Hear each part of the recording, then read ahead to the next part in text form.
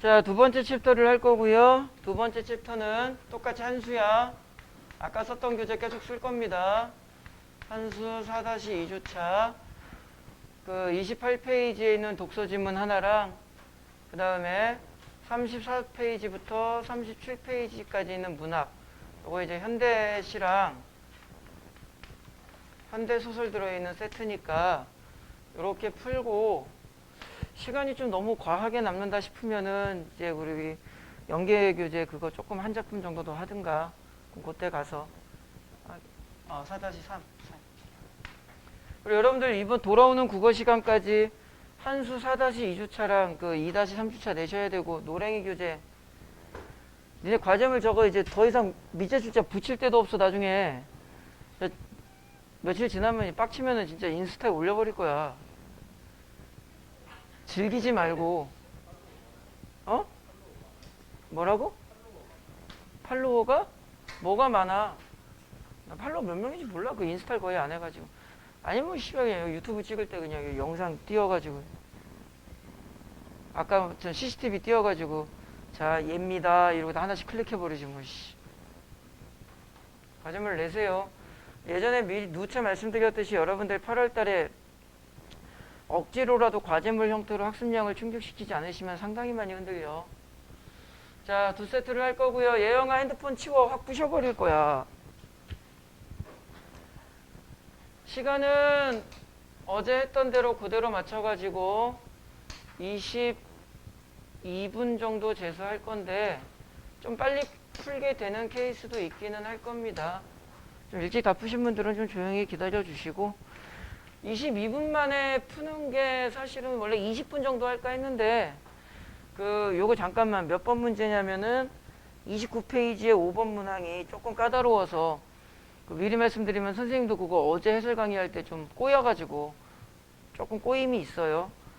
그래서 몇 번 문항이냐 29페이지에 5번 문항은 우리가 연습하는 거니까 28, 29페이지 마지막 문단에 읽다 보시면은 선택 채권이라는 게 나옵니다. 더 정확하게 설명드리면 28페이지 잠깐 보세요. 28페이지에 왼쪽 지문 말고 오른쪽 지문 한 문단 정도 위에 올라가 있죠. 28페이지에. 무슨 말인지 알지?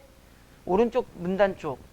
그거를 좀 메모하셔서 이렇게 간단히 요점 정리하듯이 메모하셔서 거기에 대입해서 한번 풀어보세요. 연습하는 거니까. 그리고 메모라는 것은 문장형 메모를 하시면 안 되고요.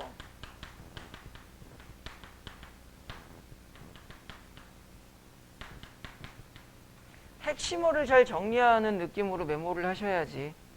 알겠지? 선생님도 조금 이따 분석 강의를 할 때 이거 메모해서 강의 진행할 거니까 그렇게 한번 연습을 해보시고 그 다음에 28페이지 지문은 요 지문이죠. 이게 이제 채권이라는 단어가 나올 건데요. 채권이라는 이 용어 자체는 경제지문에서도 많이 사용되는 용어긴 한데 오늘 하는 채권은 경제지문 쪽보다는 좀 애매한데 약간 법쪽 지문으로 볼 수가 있거든. 법이라고 하기도 조금 부족하기는 하지만 우리는 법이라고 할게요. 그래서 법지문이라고 놓고 봤을 때 법지문에서 가장 중요한 조건정보 훈련을 하기 위해서 이 지문을 골랐어. 그러니까 여러분들 지문 문제 접근하실 때 조건정보를 잘 집중적으로 보셨으면 좋겠고 지극히 개인적인 견해라고 분명히 말씀을 드렸죠. 올해 수능에서는 법지문 출제 가능성. 지극히 개인적인 견해야.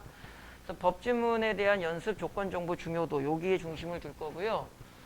이건 되게 단순한 논리인데 어떤 조건이 있고 거기에 대해 상응하는 결과가 있겠지. 되게 단순한 거야. 이 조건이 충족되지 않으면 그 결과도 나오질 않겠지.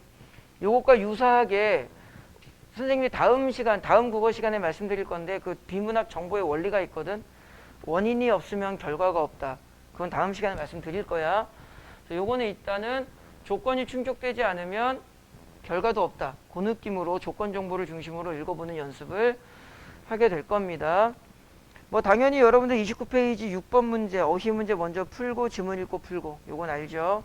5번 문제 좀 까다로울 수 있는데 뒤에 문학을 조금 급하게 풀더라도 5번 문제를 좀 충분히 좀 접근을 하셨으면 좋겠어. 연습하는 거니까. 알겠죠? 자, 시간은 22분 재서할 거고요. 그럼 빨리 푸신 분들은 조금 기다리시면 되고 할게요. 시작.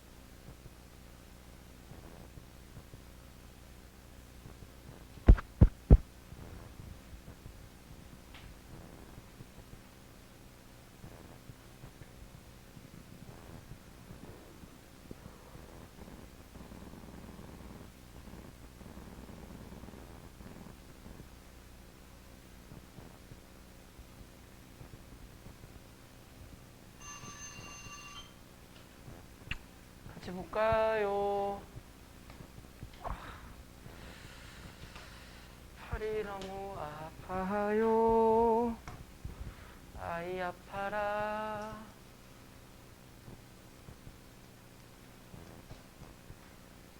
자, 지문을 먼저 좀 살펴봅시다. 채권 얘기 나오죠? 간단하게 좀 보시면 1문단 채권은 어떤 사람이 다른 사람에게 특정 행위를 요구할 수 있는 권리이다 이러고 되어 있어. 예전에 한번 말씀드린 적이 있는데 1문단의 개념어는 상당히 중요한 거야. 그래서 채권, 특정 행위를 요구하는 것, 그것에 대한 권리 이렇게 되는 거죠. 그리고 그 특정 행위를 무엇이라고 한다? 급부. 꼭 기억을 하셔야 돼. 1문단에서의 개념어는 그 지문 전체를 관통하는 축을 잡아줄 거기 때문에 항상 기억하고 집중을 해야 된다. 그리고 이제 채권을 특정물 채권과 아직은 뭔지 모르겠지만 종류 채권으로 나누었고 우리 교재 문항에는 별 상관은 없지만 목적물의 성질에 따라 아까 비슷한 말씀을 이 앞타임에 들었지? 분류를 했을 경우에는 꼭 기준점을 좀 같이 잡아주는 게 좋다. 자, 그리고 나서 네 번째 줄에 보시면은 이제 뭘 얘기할 거야? 특정물 채권을 이야기를 할 거야. 그러면은 우리는 머릿속에서 요거 특정물 채권 열심히 설명한 다음에 종류 채권 설명하겠지라고 준비를 하고 일단은 특정물 채권 급부의 목적물이 무슨 말인지 몰라요. 여러분들 사실 법지문, 경제지문, 과학지문 완벽하게 이해하는 케이스가 얼마나 있겠어. 그냥 따라가는 거지 뭐. 참고로 여기에서 잠깐만 보시면 화면을 좀 줄이면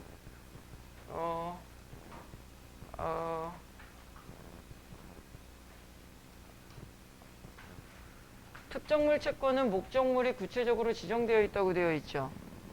근데 이제 그 다음 문단하고 3문단과 화면 아래쪽에 살짝 나오는데 3문단에 보면 무슨 채권 나와요 이제? 종류 채권 나오지. 종류 채권은 목적물이 특정되지 않은 채권. 그러니까 이게 좀 센스 있게 읽혔다면 요쯤 왔을 때 요거 차이점을 항상 신경 쓰기로 한 거야. 그래서 여기에서 여기까지 읽으면서 요 문장을 기억하고 그것을 붙잡고 읽지는 못해. 그냥 보여만 드리는 거지. 얘는 정해져 있는 것, 정해지지 않은 것. 그러니까 무슨 차이가 있을 거잖아. 그러니까 그거를 자꾸 의심하면서 읽었어야지. 자, 그럼 다시 우리는 이제 이 문단 쪽을 조금만 더 들어가 보면 급정물이 구체적으로 급부 목적물이 지정된 거야. 그 다음에 여기서 여기까지는 예를 들어주고 있구나. 자동차 어쩌고 저쩌고 이야기를 하죠. 사실 이런 걸 읽을 때 선생님은 가, 물 뭐 이런 거 되게 헷갈리거든. 그러니까 집중을 해야지. 본인이 저런 부분에 대해서 헷갈림, 혼선을 많이 느끼는 편이라면 평소에 이런 지문을 읽으면서 자꾸 연습을 해야지. 그지? 뭐 별게 없죠. 여기까지는 무난하게 읽으셨을 것 같고요. 을이 지금 타던 자동차를 팔기로 한 거니까 그 자동차를 인도할 때까지, 그 자동차를 갖다 줄 때까지는 관리를 잘해서 줘야지. 선생님이 예영이한테 차를 팔기로 했는데 이제 팔기로 계약을 한 다음에 뭐 이제 이 차 내 차 아니니까 막 끌고 다니면서 범퍼카 마냥 막 그러면 안 될 거 아니야. 선생님도 지금 그 저 킥보드 저 타이어 고친 다음에 55,000원이라는데 당근마켓에 내놓을 거거든. 그 누군가가 사겠지. 이제 누군가한테 팔리니까 뭐 막 타고 다니고 막 집어 던지고 그러면 안 될 거 아니야. 그지? 다시 한번 말씀드리지만 혹시 킥보드 구매 의사가 있으신 분은 네이버에다가 검색을 그러니까 살래? 네이버에다 검색을 하시면은요 TS600이라고 있습니다. 유로 TS600이라고 있거든요. 이걸 선생님이 2년 전에 샀는데 2년 전에 샀을 때 59만 9천 원이었거든? 왜 가격이 안 떨어지지? 지금도 59만 9천 원이야. 자, 고객님 얼마까지 알아보고 오실 거예요? 야, 사고 킥보드. 야, 그렇게 따지면은, 야, 그 킥보드 타다가 한 번 안 넘어지는 애가 어디서, 넌 넘어지는 거 익숙하잖아. 내가 알고 있는 것만 해도 3번인데. 너 무릎팍 다 났어? 나도. 근데 니네들은 법적으로는 못하죠 원래. 수능 끝나고. 알겠지? 자, 그것을 무슨 주의라고 하는 거야? 성간주의라고 하는 거고, 여기까지 이제 개념 오고 또 성간주의 네모 쳐져 있으니까 이런 상황에서는 4번 문제 한번 쓱 보고 읽어보시면 좋고. 자, 잘 보세요. 조건이 나와요. 성간주의를 잘 해야 되는데 성간주의 의무를 잘 했는데도 여기가 조건이야. 다 하였다. 이걸 우리가 일단 뭐라고 놓을 거야? 조건이라고 놓을 거야. 그렇게 다 잘했는데도 A가 뭐 된 거야? 나는 열심히 관리를 했는데도 부서진 거지. 그지? 그러면은 훼손된 상태 그대로 그냥 급부를 이행하면 돼. 그냥 갖다 줘버리면 돼. 그리고 멸실되면 완전히 없어져 버리면 그냥 급부 의무가 소멸된다. 이거를 너무 복잡하게 읽지 말고 우리는 머릿속에서 좀 단순화시킬 수 있겠지. 계약을 한 다음에 내가 최선의 노력을 다했으면 그게 부서지건 없어지건 나는 상관이 있다 없다? 없다. 쉽게 읽으면 되잖아. 그리고 나서 여러분들이 집중하셔야 되는 포인트는 이 부분이겠지. 그러나 아까 요 앞타임 할 때도 말씀드렸죠. 지난 시간에도 말씀드렸어. 충돌점을 찾아야지. 자, 반복어휘 뭐고요? 성관주의고요. 충돌점은 위반이야. 그러면 상식선으로도 내가 예영이한테 그냥 킥보드로 하자.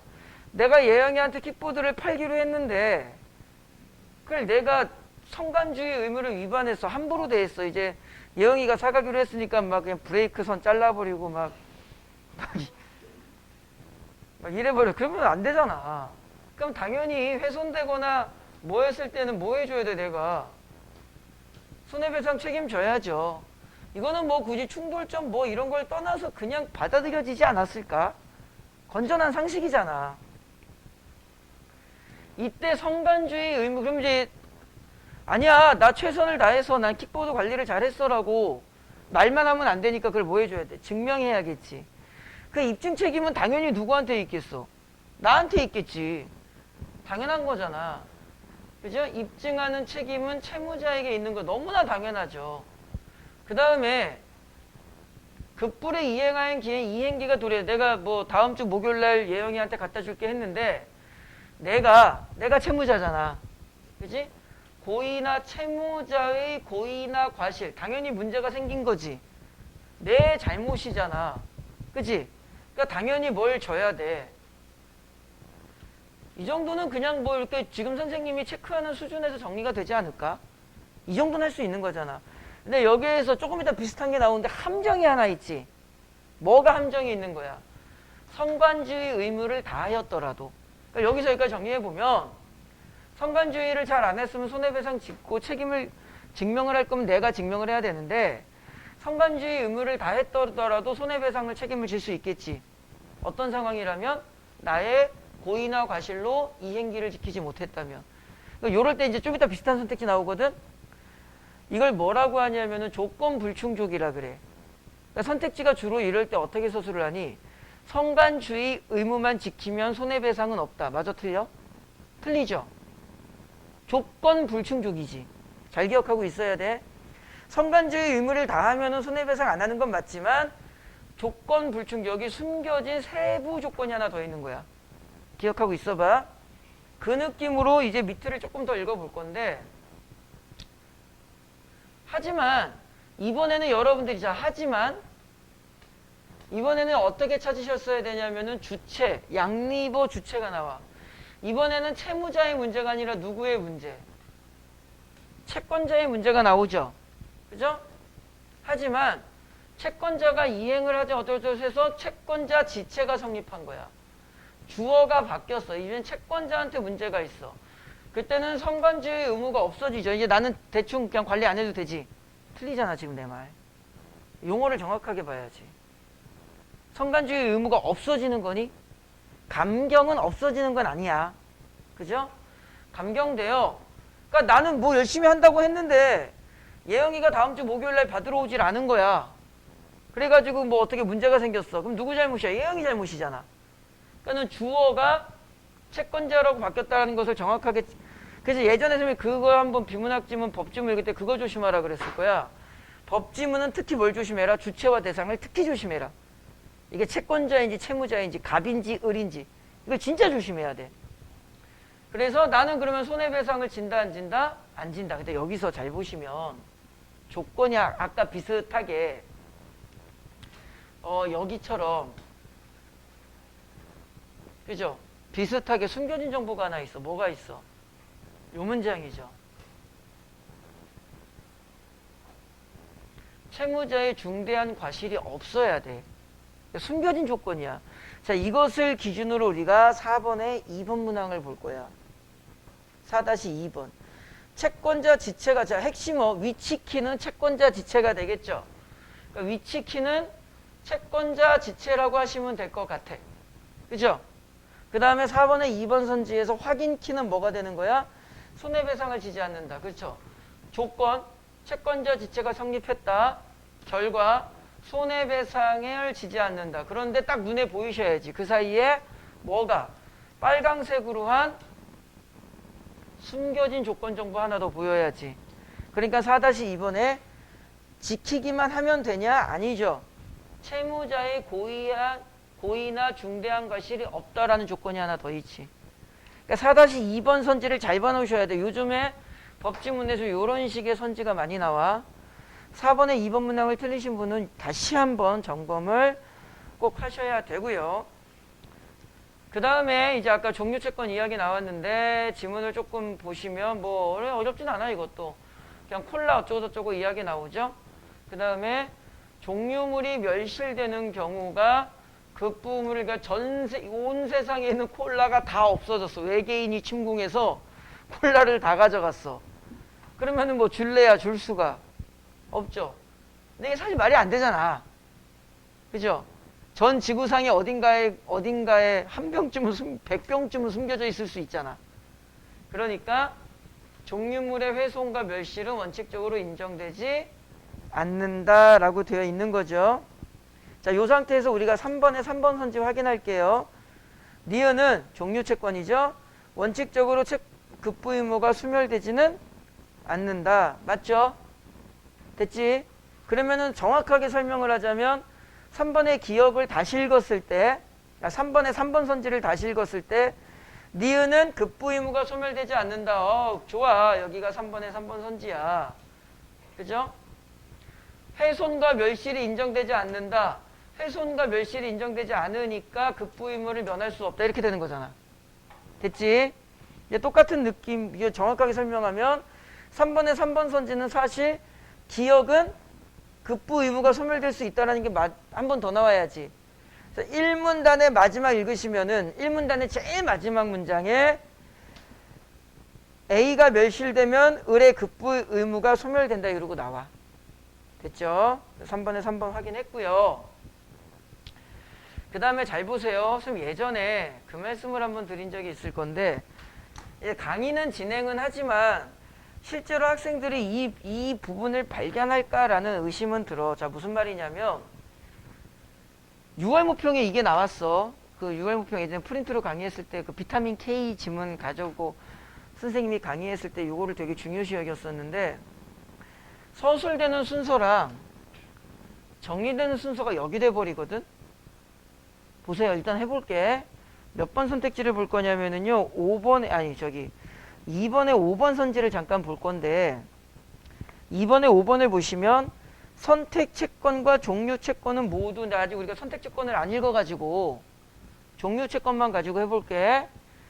특정물 채권으로 전환되기 전에는 급부 이행이 완료되지 않는다. 이 문장을 확인해 볼 건데 밑에서부터 올라갈 거야 지금부터. 자, 이 부분은 지금 종료 채권이야. 특정에 의해서 특정물 채권으로 전환돼. 그죠? 그러면은 어떻게 되는 거야?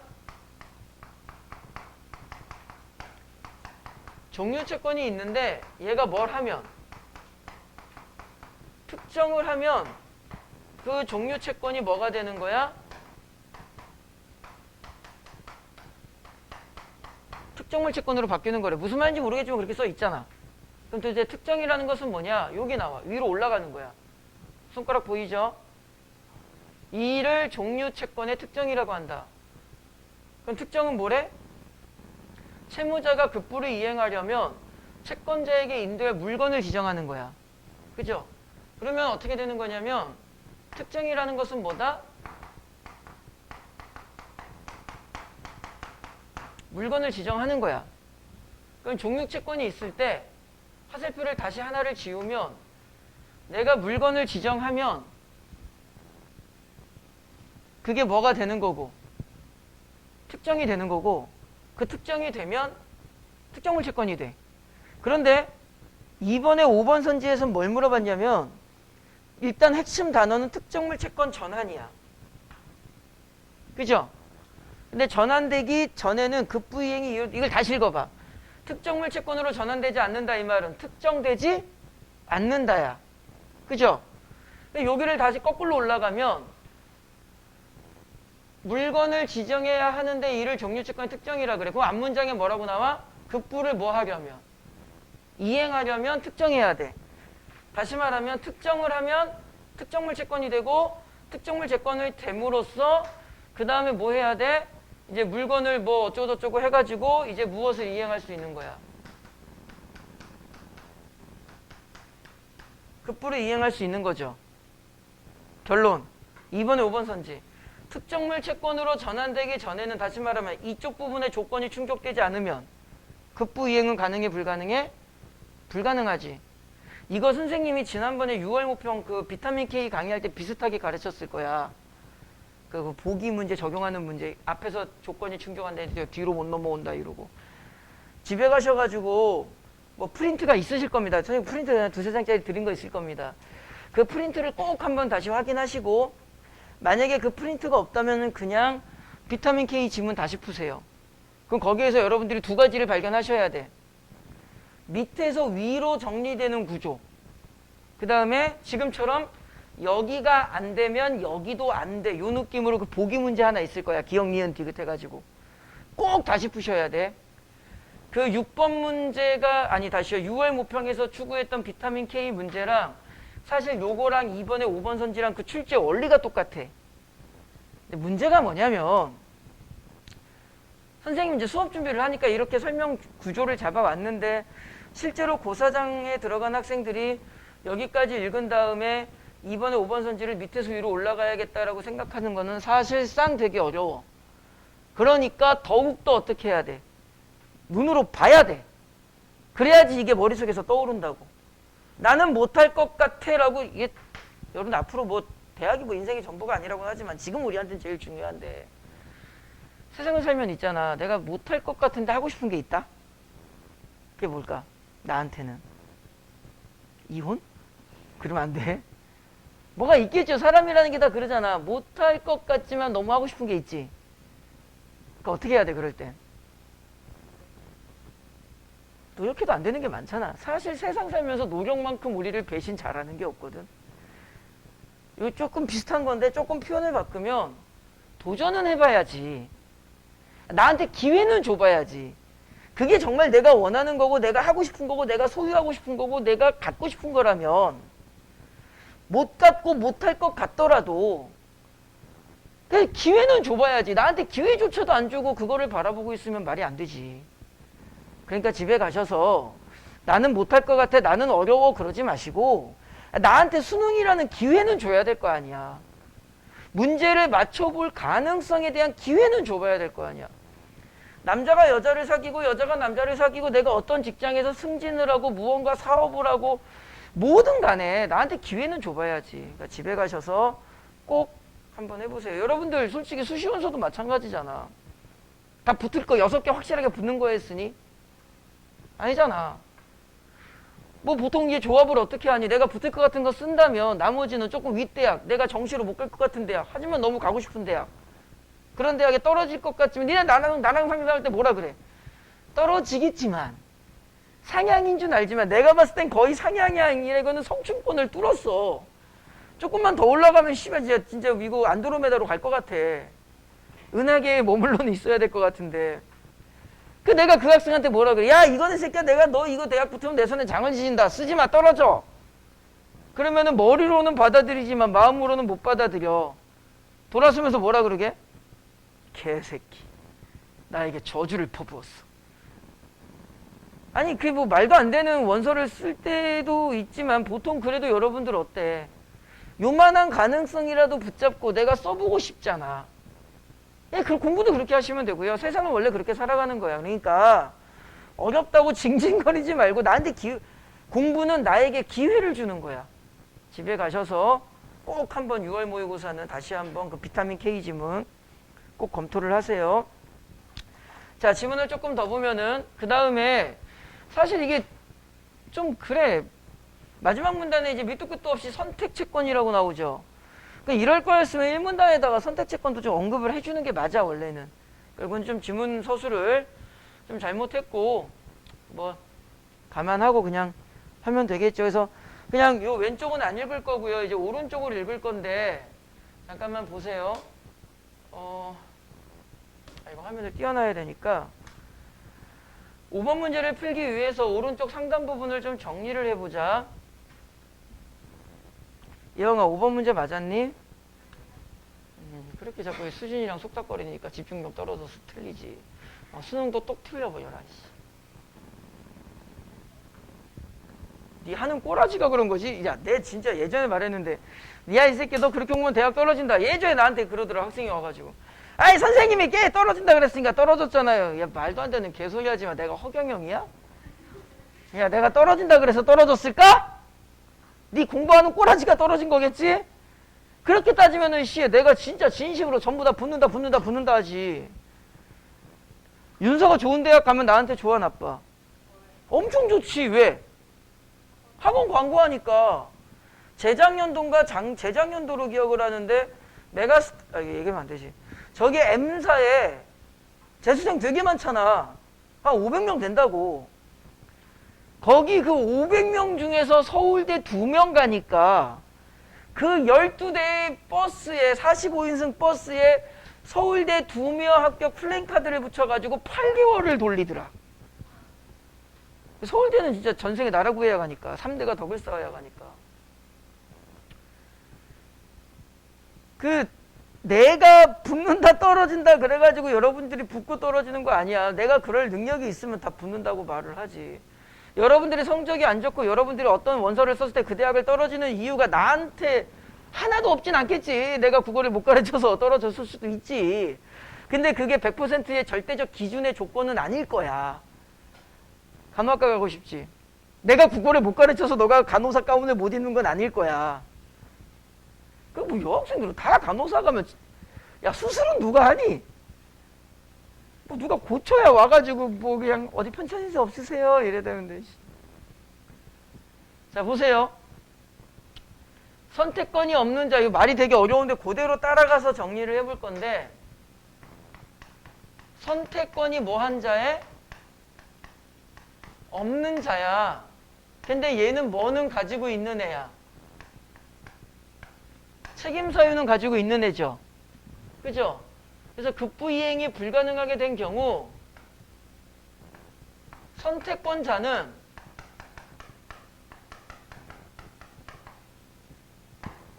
잔존 남아있는 급부를 그냥 선택할 수도 있고 불가능 급부를 선택할 수도 있어. 전자의 경우 급부 이행이 완료되면 그냥 다 끝나니까 손해배상 책임이 뒤따르지 않지만 그냥 나 이거 할래 그러면 얘는 손해배상을 할 필요가 없는 거죠. 나머지 하나 선택했으니까. 그런데 불가능한 급부를 선택했을 경우에는 당연히 불가능한 거니까 급부 이행 자체가 불가능하므로 채무자의 급부 의무는 소멸하고 불가능한 거니까 의무가 있어봐야 소용이 없어. 못하는 의무야. 그죠? 그래서 급부 의무는 뭐하고? 소멸하고 책임 있는 자가 손해배상 책임을 진다. 다시 말하면은 손해배상이 필요하다. 이렇게 되지. 자, 여기까지만 잠깐 놓고 볼 건데 어디를 볼 거냐면 우리 5번 문제를 잠깐 봅시다. 아유, 우리 누가 죽었어 이거? 바둑이가 뒤졌어. 옛날에 저 시골 가면은 강아지 이름이 다 똑같아. 흰색 강아지는 이름을 뭐라고 붙였을까? 백구 또는 흰둥이. 검정색 강아지는 암컷이면 검돌이, 아니 암컷이면 검순이, 수컷이면 검돌이, 이것저것 귀찮으면은 검둥이. 놀이끼리 하면 누렁이.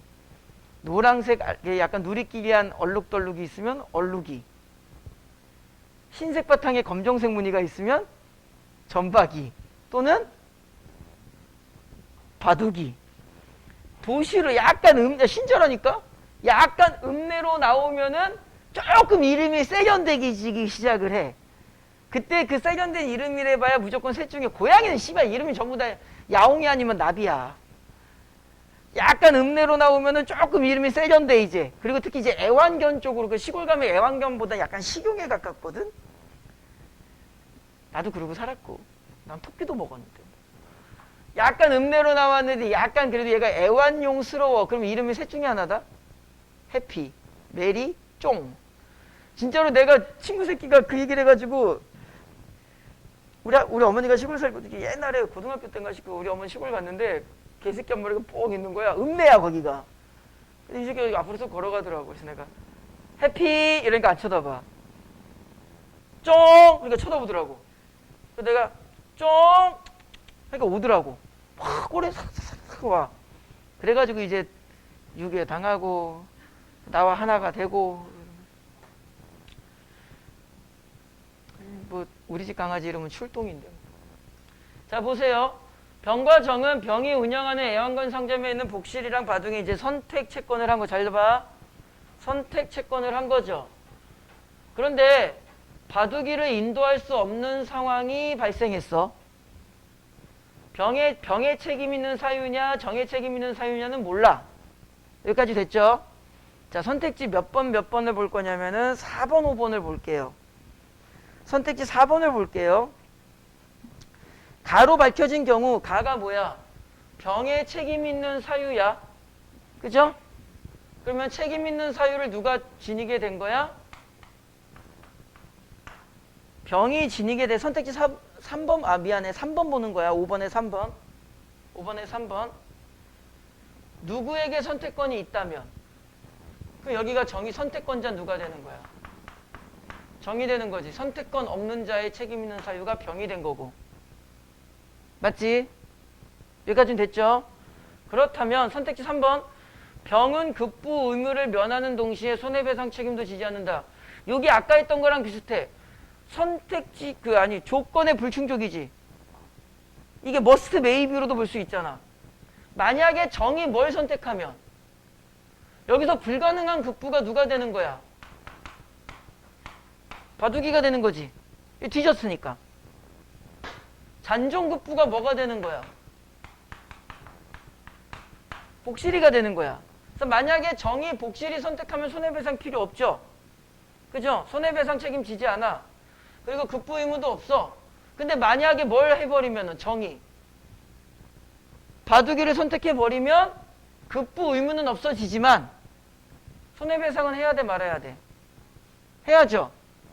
그러니까 지금 선택지 3번에서 어떤 조건이 없는 거야.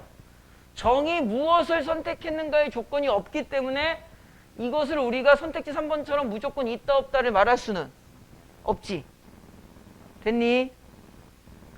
그 다음에 4번 선지를 볼게요. 나로 밝혀진 경우, 자 이번에는 정에 책임 있는 사유야. 병이 아니라 누구로 바꿔야 돼? 정으로 바꿔야 돼. 병에게 선택권이 있다면, 자 이번에는 선택권자가 누가 되는 거야? 병이 되는 거야. 그죠? 병은 복실이를 어디 갔어? 병은 복실이를 인도하는 급부를 면하지만 손해배상 책임을 질 수 있다. 어떤 상황에서는 손해배상 책임을 져야 되는 것은 누가 져야지? 정이 져야지. 정이. 병이 손해배상 책임을 지는 게 아니지. 그렇잖아. 됐니? 그래서 선택지 4번은 병은 손해배상 책임을 질 수 있다. 아니죠. 정이 지는 겁니다. 됐죠? 요렇게 맞춰서 읽으면 나머지 선지도 똑같이 되거든. 그 다음에 지문을 잠깐 다시 보시면 이 아래쪽을 보셨을 때 반면에서 별표가 들어가고 이번에는 잠깐만 화면을 내릴게. 선택권이 없는 자인데 이번에는 뭘로 바뀌어? 반면 선택권이 있는 자로 바뀌는 거고, 아까는 한 명을 가지고 이야기했지만 이번에는 뭐가 되는 거야? 쌍방의 책임 있고 없고는 중요치 않아. 그럴 경우에는 잔존하는 급부에 둬야 한다. 여기서 잔존하는 급부는 누가 되는 거야? 복실이가 되는 거지? 그죠? 뭐 나머지 이렇게 똑같이 정리해서 읽고 1번, 2번, 5번을 이쪽에다가 맞춰서 푸시면 답이 2번이 나옵니다. 됐니? 예를 들어서 1번 선지만 확인해 볼게요. 가와 나 둘 다에 해당하지 않는 것으로 밝혀질 경우 쌍방일 경우 이 말이잖아. 그치? 쌍방일 경우 1번 선지 두 번째 줄. 급부 의무를 면하고, 아니죠. 잔존하는 급부에 하나여 급부를 해야 돼. 급부 의무를 면하는 건 아니야. 무조건 복실이 줘야 돼. 됐죠? 그래서 나머지 2번, 5번도 하시면은 답 2번 나오게 될 겁니다. 됐니? 그래서 6번 답은 1번으로 하시면 되고요. 그 다음에 필통을 왜 쏴? 문학해야 돼. 미친놈아. 34, 35페이지를 볼게요. 아, 일찍 끝나. 아직 시간 꽝꽝 멀었구만. 뭘. 엄청 일찍 끝나. 내 기준으로. 상대주의. 왜? 자, 김현승의 4월 보자. 이게 무슨 내용인지 보자. 제목이 뭐라고? 4월. 자, 예영아 똑같이 할 거야.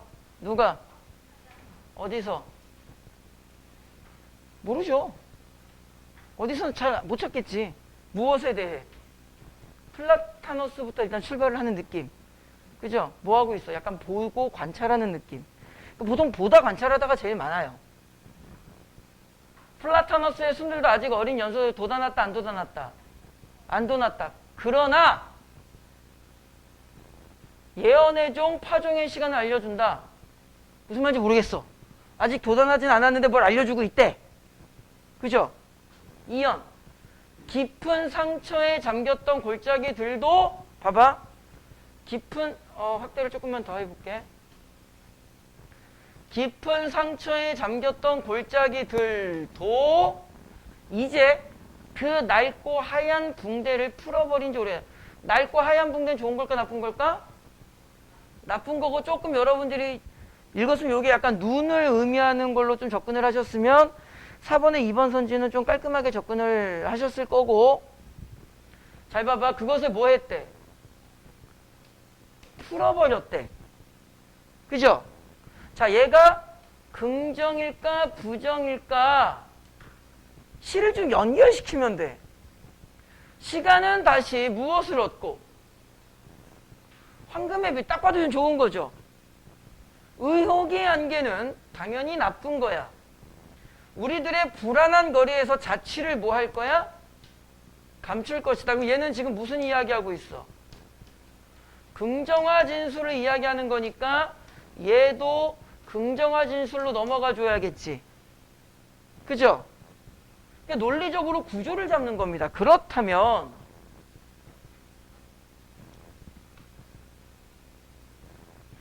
긍정화로 올라가니까 깊은 상처는 당연히 세모고 골짜기들도 어떻게 됐다? 긍정으로 됐다. 그럼 얘도 뭐가 되어야 돼? 얘도 긍정이 되어야지. 그죠? 그래야지 논리적인 연결고리가 맞잖아.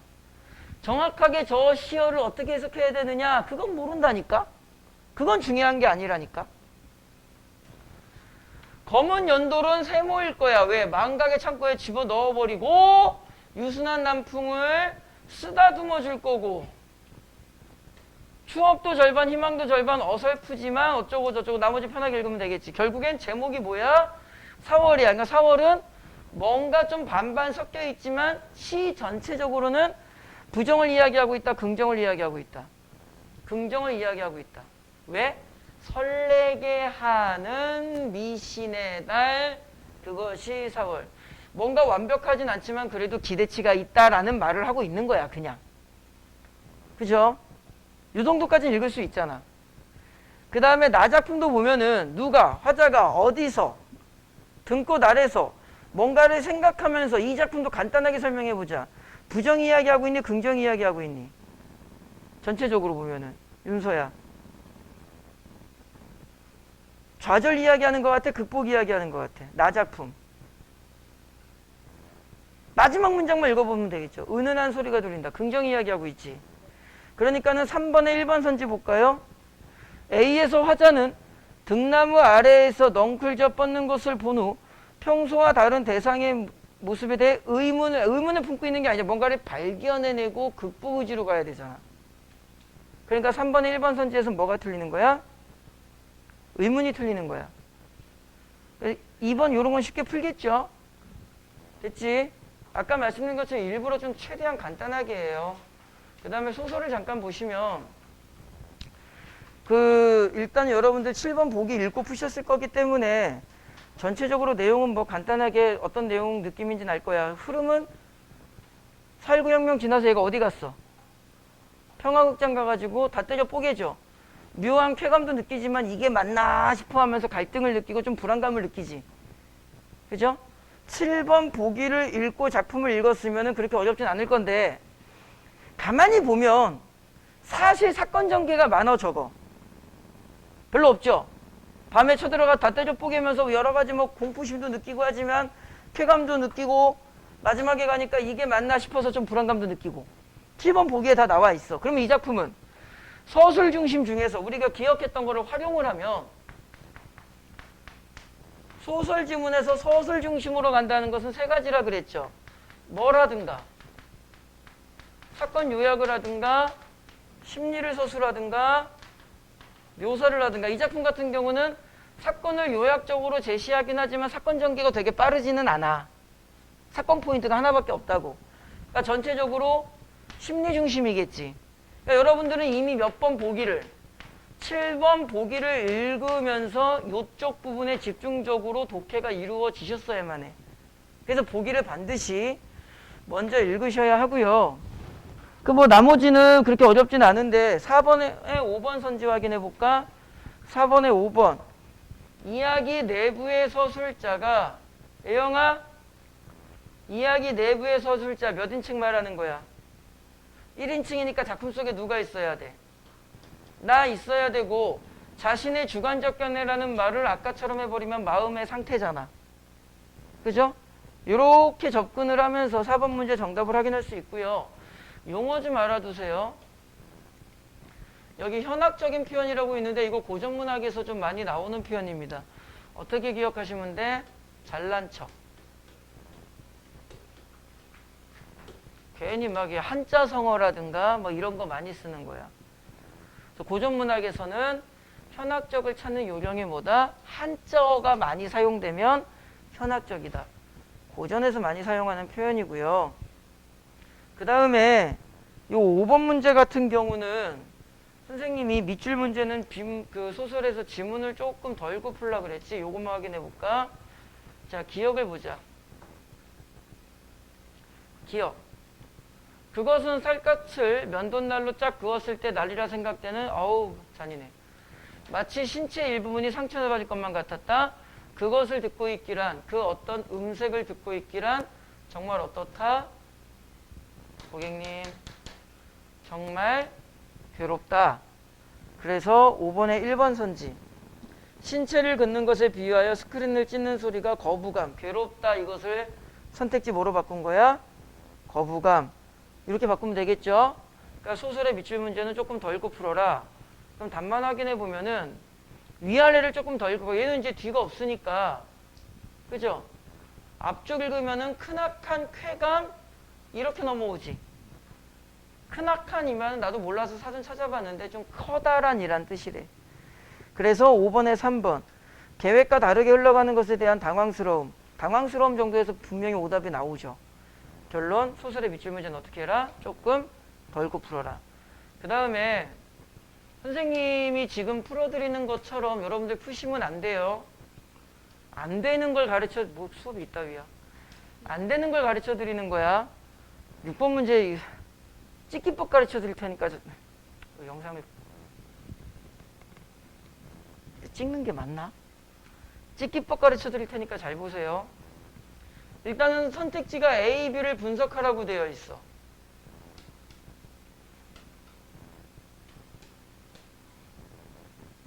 그죠?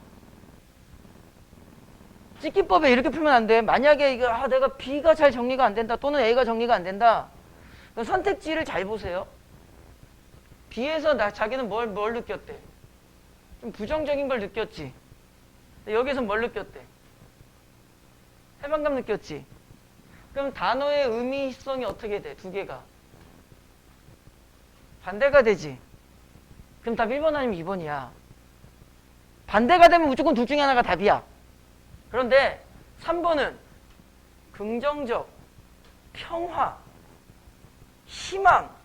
얘는 조금 애매하더라도 얘는 전부 다 어때? 긍정적인 표현이 되어 있지. 해방감도 뭐야? 긍정적 표현이지.